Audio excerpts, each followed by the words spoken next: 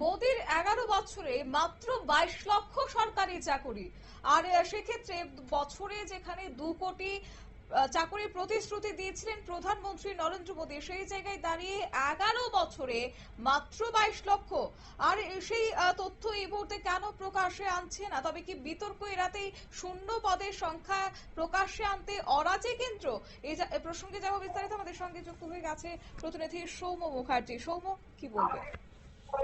দেখো শতাব্দী, যেটা জানা যাচ্ছে যে গতকাল সংসদে একটি বৈঠক ছিল। সেই বৈঠকে কেন্দ্রীয় শ্রম দপ্তরের সচিব এবং স্টাফ সিলেকশন কমিটির চেয়ারম্যানের উপস্থিতিতে কেন্দ্রীয় সরকারের তরফ থেকে একটি রিপোর্ট প্রেজেন্ট করা হয় এবং সেখানে দেখা যায় যে গত 11 বছরে নরেন্দ্র মোদীর শাসনকালে গোটা দেশে মাত্র 22 লক্ষ সরকারি পদ পূরণ হয়েছে।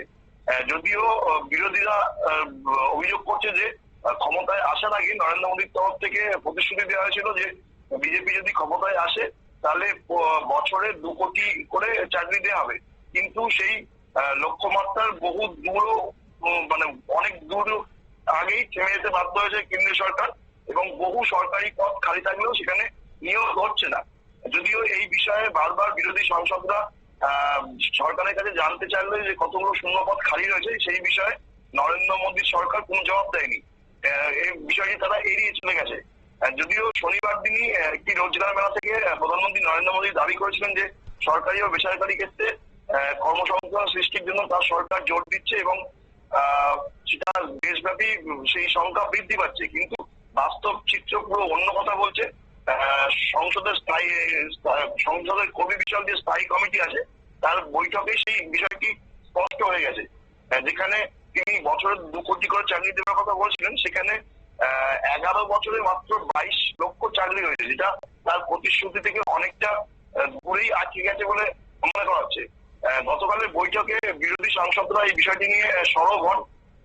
তৃণমূলের রাজ্যসভার সাংসদ শুভেন্দু শেখর রায় থেকে আরম্ভ করে ডিএমকে সাংসদ উইলসন এই বিষয়টি নিয়ে বারবার প্রশ্ন করেন, কিন্তু এই প্রশ্নের কোনো সঠিক জবাব সরকারি প্রতিনিধিরা দিতে পারেননি।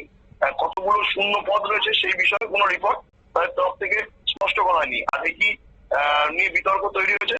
তারপরই কমিটির চেয়ারম্যান যিনি ছিলেন তিনি আগামী বৈঠকে সরকার পক্ষের প্রতিনিধিদের এই বিষয়ের সমস্ত উত্তর নিয়ে আসতে বলেছেন।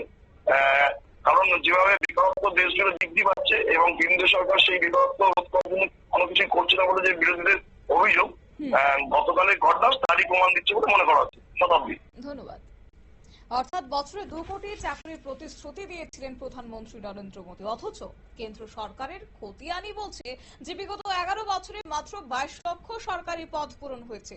তবে তার মধ্যে রেলের হয়েছে 5 লক্ষ। সেখানে কতগুলি শূন্য পদ খালি রয়েছে তা নিয়ে কিন্তু এখনো পর্যন্ত তথ্য দিতে পারেনি সরকার। অথচ মাত্র কয়েকদিন আগেই গত শনিবার রোজগার মেলায় মোদী দাবি করেছিলেন সরকারি বেসরকারি ক্ষেত্রে কর্মসংস্থান সৃষ্টি করা হবে। তবে সেক্ষেত্রে কেন প্রকাশ্যে রিপোর্ট আনছে না তা নিয়ে কিন্তু রীতিমতো সরব হয়েছে বিরোধী মহল। নিয়ে নিচ্ছি ছোট্ট একটি বিজ্ঞাপন বিরতি, সঙ্গে থাকুন।